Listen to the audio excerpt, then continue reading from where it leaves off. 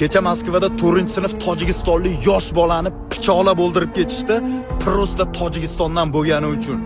Millatparast natsist bitta russkiy pidaras bila.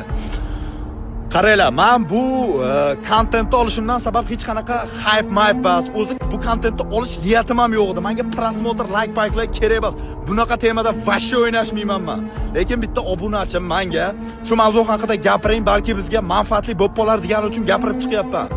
Men 2020 qaranglar, oldindan aytib qo'yay, men o'zimni ojiz qilib yo bo'lmasa ko'ngilchang, oq ko'ngil qilib ko'rsatmoqchi emasman. Hayotimda bo'lgan voqeani aytib beraman, может быть, sizlarga foydali bo'lib qolar. Men 2024-yil xuddi shunaqa o'zimni ukamni yo'qotganman. 19 yoshida ukam Moskvaga kelgan, bir hafta o'tib olamdan o'tgan. Oilamga ukamni murdasini olib borganman. Dadam bilan onamning yoniga. Представить qilyapsizlarmi? Onamni ko'zidan oqqan ko'z yoshlarni ko'rib shunaqa afsuslanganman.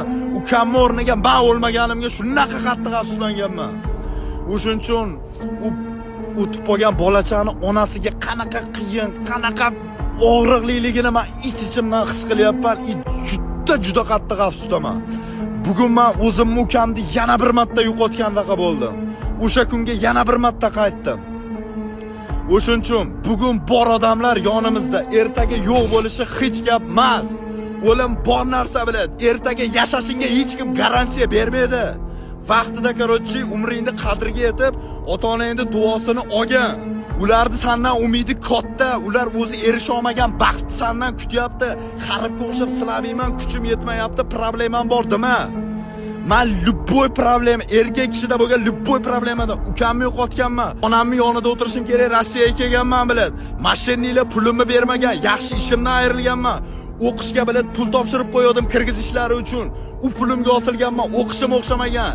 Любой og'riqlar bu. Qizim ketgan o'shda, yaxshi ko'rgan qizim bor edi. Ishimdan ayrilganimni ko'rib. Любой og'riqlar bo'lgan menda. Nima shunga biladi, kuchim yo'q, kimdandir motivatsiya so'rab, kuch so'rab yotibmanmi biladi.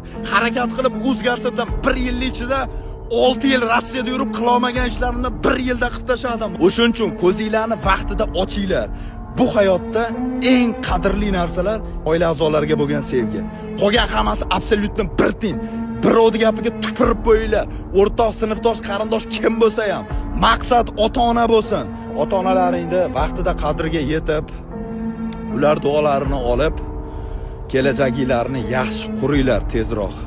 O'tinib so'rayman, yalinib so'rayman, yorvorib so'rayman kerak bo'lsa sizlardan. Ko'zinglarni ochinglar jigarlar.